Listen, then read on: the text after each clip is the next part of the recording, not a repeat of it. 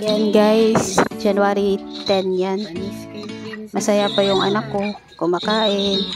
Yan yung activity niya bago po bago siya na-disgrasya sa motor. Nagkukulitan pa kami yan.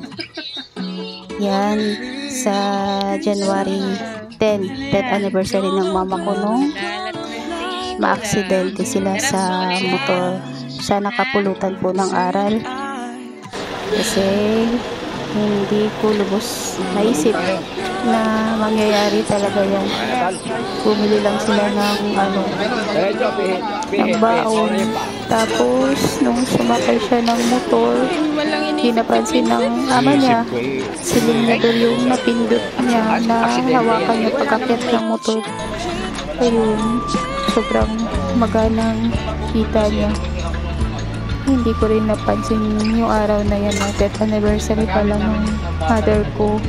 Nung nangyari yung aksidente, nag-chat ko yung kapatid ko na yun nga, 10th anniversary ng mama ko. Wala sa isip ko. Sana wag unang saksakan ng susi yung motor, lalo na pag automatic yung motor nyo, kasi baka biglang hawakan ng anak nyo. Disgrasya. Hindi ko talaga lubos maisip kasi nung nakita ko sila sa daan nung oras na yan, grabe, para akong hihimatayin talaga. Sobra. So awareness lang to guys. Maraming salamat sa mga tumulong sa amin, sa tumawag ng ambulansya para madala po kaagad sa ospital yung anak ko. Maraming salamat po. Kahit wala pa kaming yellow card, tapos yung kinote pa po sa amin yan is 60,000.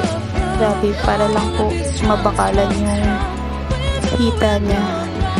Grabe po talaga. Hindi expected na ganun kalala po yung nangyari sa hita niya sa mga oras na yan guys. Sobra, litong-lito yung utak namin, parehong hindi namin alam saan kami kukuha ng panggastos.